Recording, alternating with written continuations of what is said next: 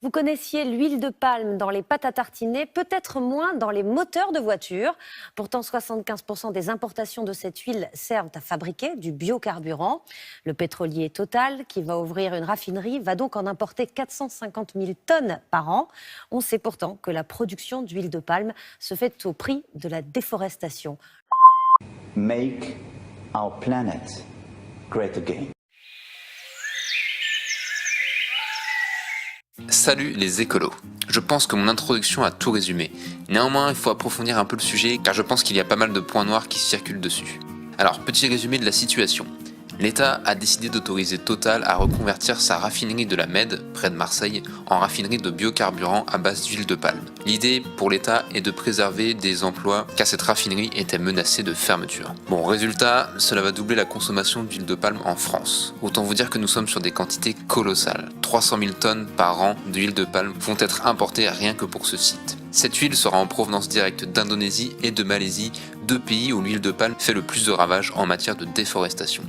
Alors ce biocarburant est soi-disant plus propre que le carburant fossile à base de pétrole, mais selon Greenpeace, il émettrait au final 3 fois plus de CO2 qu'un carburant fossile.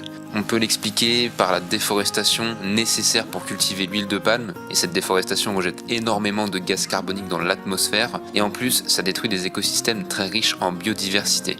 Et si on analyse de quoi est constitué un biocarburant, on se rend compte qu'au final, l'huile est mélangée à du combustible fossile, du gasoil, de l'essence, etc. En gros, ce biocarburant n'a de bio que le nom.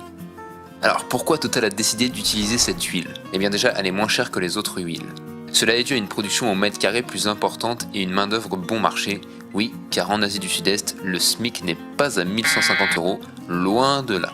De plus, les gisements pétroliers se vident ou deviennent de plus en plus difficiles à exploiter pour des raisons climatiques ou géopolitiques, ce qui entraîne une hausse des prix constante du pétrole. On comprend donc la nécessité pour Total de trouver des substituts au pétrole.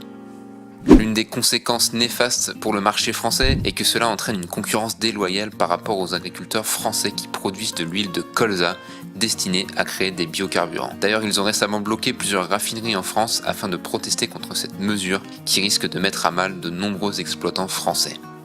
Alors, qu'en dit le principal intéressé ? Selon Total, ça ne serait que de l'huile de palme d'origine durable, donc avec un impact limité sur l'environnement. De plus, cela permet de produire un carburant compétitif pour l'avenir. Alors, juste, à partir de quand on arrête de nous prendre pour des Non, parce que comment on fait de l'huile de palme en quantité colossale sans un moment ou un autre déforester ? Et de plus, comment on crée un carburant durable qui cause des dégâts inimaginables sur l'environnement ? En plus, c'est assez marrant, enfin pas trop, car récemment on a eu cette vidéo d'un orang-outan en détresse devant un bulldozer qui détruisait son habitat. L'État, au lieu de favoriser l'arrivée de véhicules utilisant des carburants soi-disant plus propres, ferait mieux de prendre des mesures pour inciter à réduire l'usage des véhicules motorisés. Il y a énormément de pistes à creuser en la matière. Tenez.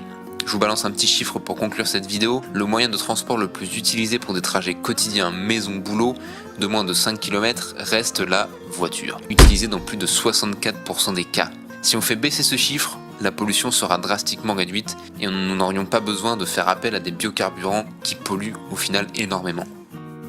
N'hésitez pas à me dire en commentaire ce que vous pensez de cette situation. J'espère en tout cas vous avoir aidé à y voir plus clair sur ce sujet qui, une fois de plus, met à mal l'environnement. En attendant, je vous dis à très bientôt pour une nouvelle vidéo.